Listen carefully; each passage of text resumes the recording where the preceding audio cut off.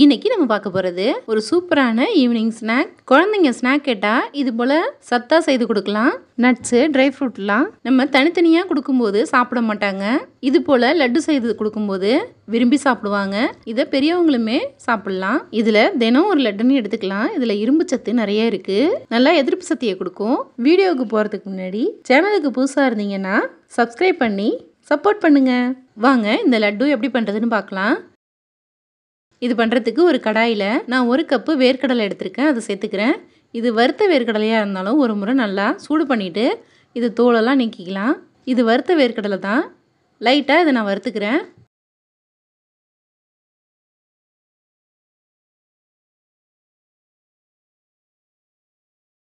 இப்போது இதை ஒரு பாத்திரத்தில் சேர்த்துக்கிறேன்.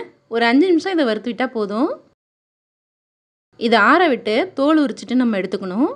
அதே கடாயில் ஒரு சின்ன கப்பில் முந்திரியும் பாதாமும் எடுத்திருக்கேன்.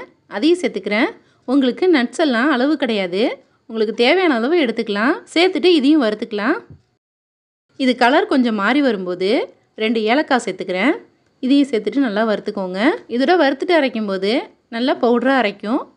ஏலக்காய் தூள் இருந்தால் கூட நீங்கள் கடைசியாக சேர்த்துக்கலாம்.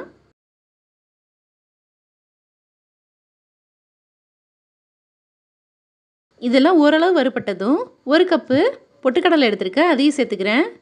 சேர்த்துட்டு நல்லா கலந்து விட்டுக்கோங்க. இதையும் சேர்த்துட்டு ஒரு 2 நிமிஷத்துக்கு நல்லா கலந்து விட்டுக்கணும்.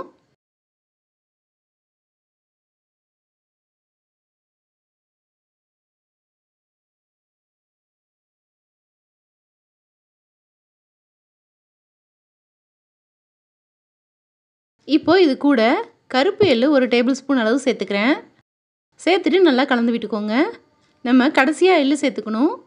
டக்குன்னு பொரிஞ்சு வந்துருங்கிறதுனால கடைசியாக சேர்த்துக்கோங்க.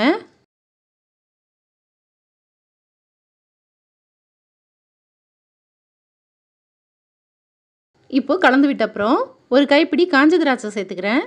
சேர்த்துட்டு இதையும் கலந்து விட்டுக்கோங்க.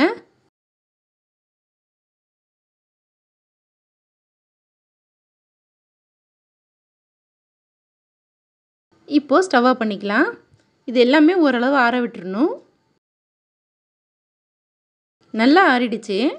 இது ஈரம் இல்லாத ஒரு மிக்ஸி ஜார் எடுத்திருக்கேன். அதில் நம்ம வறுத்து வச்சதை சேர்த்துக்கிறேன்.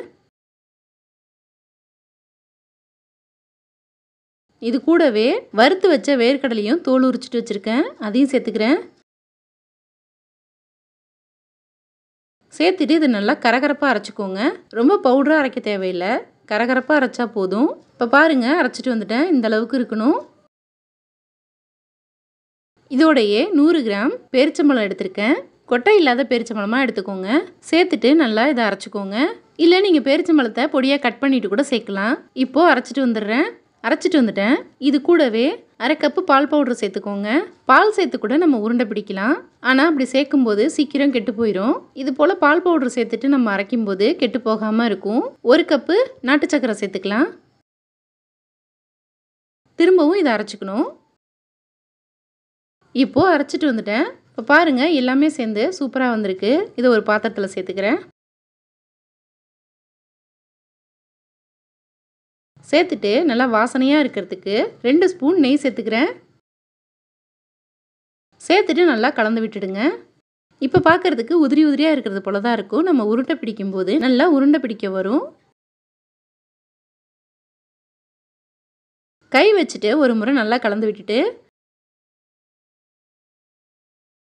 இது போல் சின்ன சின்ன உருண்டைகளாக பிடிச்சு வச்சுக்கலாம். அப்போது நம்ம குழந்தைங்களுக்கு எடுத்து கொடுக்கறதுக்கு ஈஸியாக இருக்கும்.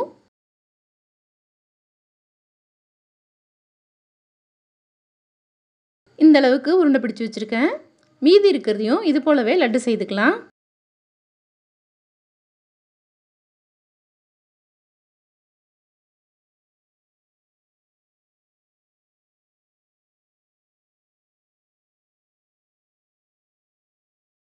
இப்போ பாருங்கள், நம்மளோட ஹெல்த்தியான லட்டெல்லாம் தயாராகிடுச்சு.